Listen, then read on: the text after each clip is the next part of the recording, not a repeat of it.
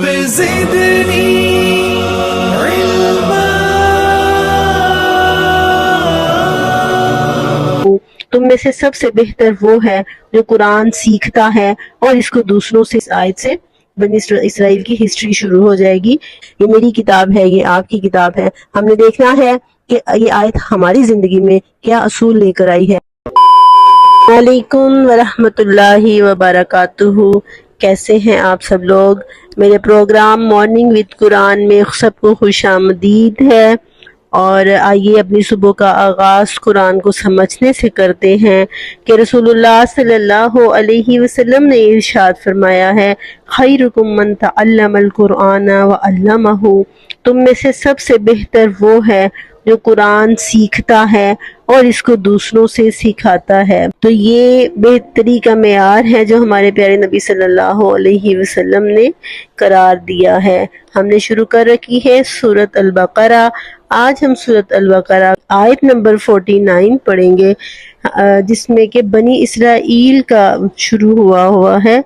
پہلے اللہ تعالیٰ نے 2 دفعہ یہ بات ارشاد فرمائی کہ بنی اسرائیل یاد کرو میری وہ نعمت جو میں نے تمہیں انعام دی ہے، اور آگے اب بنی اسرائیل کی ہسٹری شروع ہو رہی ہے۔ اس آیت سے بنی اسرائیل کی ہسٹری شروع ہو جائے گی کہ اللہ رب العزت نے بنی اسرائیل کو کس طرح سے عزت اور تکریم دی تھی جب اللہ تعالیٰ نے حضرت یوسف کے ذریعے ان کو مصر میں آباد کیا تھا۔ اللہ نے ان کو اپنی لاڈلی قوم بنایا تھا، لیکن اپنی اوچھی حرکتوں کی وجہ سے، اپنے غلط رویے اور اس مقام کو نہ سمجھنے کی وجہ سے وہ جلد ہی ذلیل و رسوا ہونا شروع ہو گئے تھے، یہاں تک کہ اللہ تعالیٰ نے ان کے اوپر آل فرعون کو مسلط کر دیا تھا، اور پھر ان کی نجات کے لیے اللہ تعالیٰ نے موسیٰ علیہ السلام کو بھیجا تھا۔ ہر پیغمبر ایک مقصد لے کر آیا ہے، اور وہ دعویٰ کا مقصد ہے، اور حضرت موسیٰ علیہ السلام 2 مقصد لے کر آئے تھے، ایک دعویٰ کا مقصد یعنی اللہ کی طرف بلانے کا، اور دوسرا بنی اسرائیل کا نجات دہندہ بن کر آئے تھے وہ۔ تو آئیے آیت کا ترجمہ، اس میں استعمال ہونے والے اردو کے الفاظ اور پھر آیت کی تفسیر کی طرف آتے ہیں۔ رب اشرح لی صدری ویسر لی امری واحلل عقدۃ من لسانی یفقہوا قولی رب زدنی علما رب زدنی علما۔ اعوذ باللہ من الشیطان الرجیم، بسم اللہ الرحمن الرحیم۔ وَإِذْ نَجَّيْنَاكُم مِّنْ آلِ فِرْعَوْنَ يَسُومُونَكُمْ سُوءَ الْعَذَابِ يُذَبِّحُونَ أَبْنَاءَكُمْ وَيَسْتَحْيُونَ نِسَاءَكُمْ وَفِي ذَلِكُمْ بَلَاءٌ مِّن رَبِّكُمْ عَظِيمٌ۔ اور وہ وقت یاد کرو جب ہم نے تمہیں فرعونیوں سے نجات دی جو تمہیں بدترین عذاب دیتے تھے، تمہارے لڑکوں کو مار ڈالتے تھے اور تمہاری لڑکیوں کو چھوڑ دیتے تھے۔ اس نجات دینے میں تمہارے لیے تمہارے رب کی طرف سے بلاء من ربکم عظیم، تمہارے رب کی طرف سے بڑی آزمائشیں ہیں۔ پہلے دیکھیے لفظ نجیناکم۔ نجینا کا مطلب نجات دی، رہائی دلائی، اور یہ لفظ قرآن میں اور جگہوں پر بھی استعمال ہوا ہے، جیسے سورہ یوسف میں آتا ہے والذی نجا منہم، کہ ان دونوں میں سے ایک جس نے نجات پا لی تھی، اور نجوا بھی اسی سے ہے، سرگوشی کرنا۔ اور اللہ تعالیٰ نے حضرت موسیٰ سے بھی فرمایا جب وہ کوہ طور پر ان کو بلایا وَقَرَّبْنَاهُ نَجِيًّا، تو یہ لفظ نجینا نجات دینا، رہائی دینا، تو ہم نے ان کو رہائی دی تھی۔ اب سوال پیدا ہوتا ہے کہاں سے رہائی دی تھی؟ تو من آل فرعون، آل فرعون سے رہائی دی تھی۔ اب آل فرعون سے مراد کیا ہے؟ تو اس سے مراد صرف فرعون نہیں ہے، وہ پوری چین ہے، وہ پورا خاندان ہے جس کے ہر سربراہ کو، حکمران کو فرعون کہا جاتا تھا۔ یہ مصر کے وہ بادشاہ تھے جو اللہ تعالیٰ نے بنی اسرائیل پر گویا کہ سزا کے طور پر مسلط کیے تھے۔ جب اللہ کسی قوم سے ناراض ہوتا ہے، اس کو سزا دینا چاہتا ہے، تو اس کی سزاؤں میں سے ایک سزا یہ بھی ہے کہ وہ اس طرح کے ظالم جابر حکمران ان کے اوپر مسلط کر دیتا ہے، جیسے بنی اسرائیل کے اوپر اللہ تعالیٰ نے آل فرعون کو مسلط کیا تھا۔ اور اب آگے اللہ تعالیٰ بتا رہے ہیں کہ وہ کیا کرتے تھے ان کے ساتھ، یسومونکم سوء العذاب، وہ تمہیں برے برے عذاب چکھاتے تھے، یذبحون، وہ ذبح کر ڈالتے تھے، ابناءکم، تمہارے بیٹوں کو، ویستحیون نساءکم، اور تمہاری عورتوں کو زندہ چھوڑ دیتے تھے۔ اب اس میں دیکھیں یہ غور طلب لفظ ہے کہ ابناءکم بیٹے کی اپوزٹ میں بنات کا لفظ کیوں نہیں استعمال کیا، نساءکم کا لفظ کیوں استعمال کیا ہے؟ تو نساء اس کا مطلب یہ ہے کہ وہ تمہاری عورتوں کو کیوں زندہ چھوڑتے تھے، تمہاری بچیاں جو بڑی ہو کر عورتیں بنیں گی تو وہ ان کا فیوچر خراب کرنے کے لیے، ان کو اپنے استعمال کے لیے، ان کی عصمت دری کے لیے وہ ان کو زندہ چھوڑ دیتے تھے اور تمہارے بیٹوں کو ذبح کرتے تھے، اولاد کو، تمہاری نسل کو۔ نسل کشی کرنا یہ ہمیشہ سے دشمنوں کی ایک سازش رہی ہے، جیسے آج کے دور میں یہ دشمن کی سازش ہے کہ مسلمان جو ہیں وہ زیادہ بچے پیدا نہ کریں، تو مسلمان ملکوں میں بچے دو ہی اچھے کی جو ایک آواز اٹھائی ہوئی ہے، یا ہو ہی نہ بچے، تو یہ چیز آج کے دور میں بھی ہے۔ اور اس طرح بس طریقے بدل گئے ہیں، لیکن وہ سازشیں اور وہ سزائیں آج بھی وہی قائم و دائم ہیں۔ اور آگے فرمایا وفی ذالکم، اور ان ساری باتوں میں، بلاء من ربکم عظیم، تمہارے لیے تمہارے رب کی طرف سے بہت بڑی آزمائش ہے۔ اچھا، اب سزا تو فرعون دے رہا تھا، لیکن آزمائش اللہ کی طرف سے کیسی ہوئی؟ یعنی انسان کی بلا کا مطلب کیا ہے؟ آزمائش۔ بلا کا مطلب ہر وہ بلا، ہر وہ عذاب، ہر وہ مصیبت جو انسان کے اوپر اترتی ہے وہ اس کے لیے ایک آزمائش ہے۔ اور ایسے ہی نعمتیں بھی آزمائش ہیں۔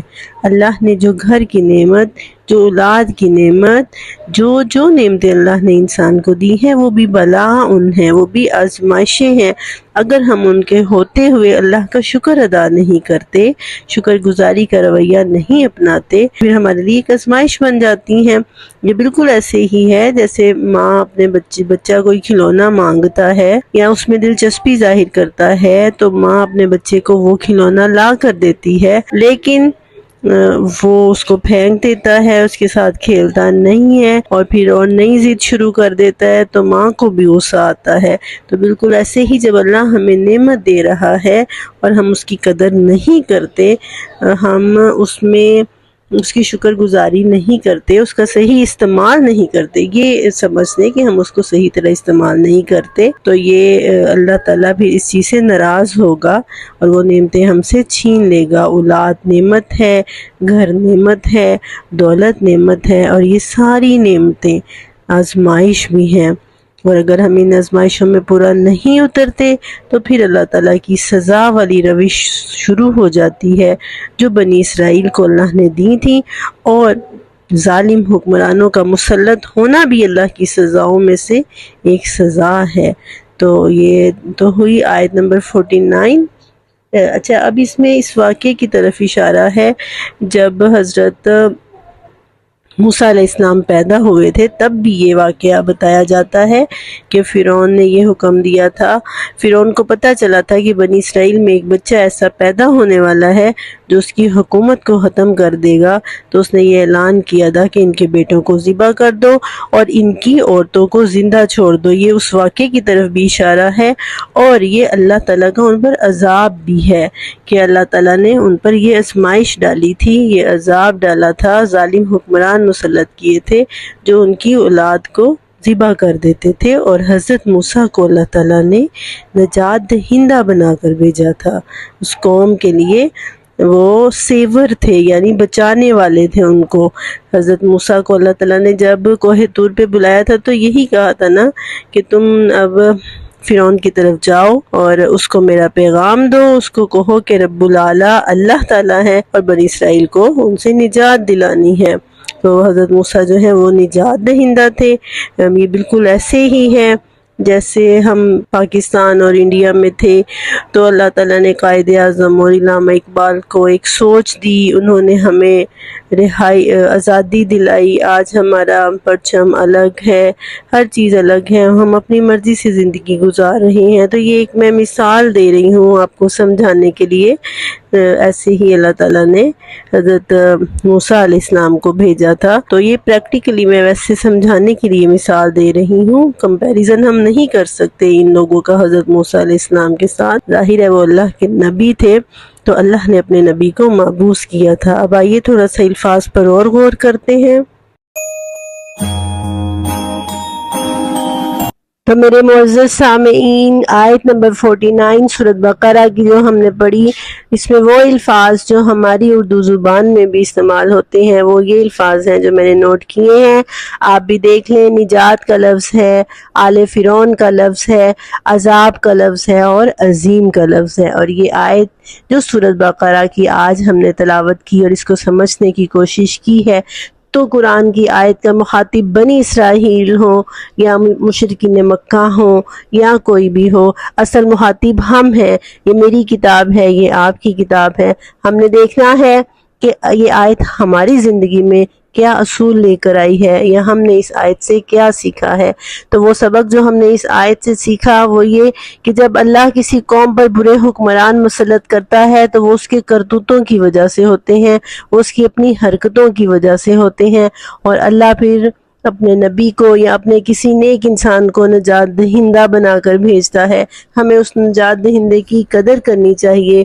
اور دوسری بات یہ کہ کافر ہمیشہ سے یہ چاہتا ہے کہ وہ مسلمانوں کی نسل کشی کرے، وہ مسلمانوں کی نسلوں کو تباہ کر دے، وہ تعلیم کے ذریعے کرے، مسلمانوں کے بچوں کو قتل کر کے کرے یا فیملی پلاننگ کے ذریعے کرے۔ تو بحیثیت ماں، بیٹی اور بہن ہمیں یہ کردار ادا کرنا ہے کہ ہم ایک اچھا مسلمان بنائیں، اپنے معاشرے کے اندر اچھے مسلمانوں کی ٹریننگ کریں، آبیاری کریں اور قرآن سے اس کا آغاز کریں۔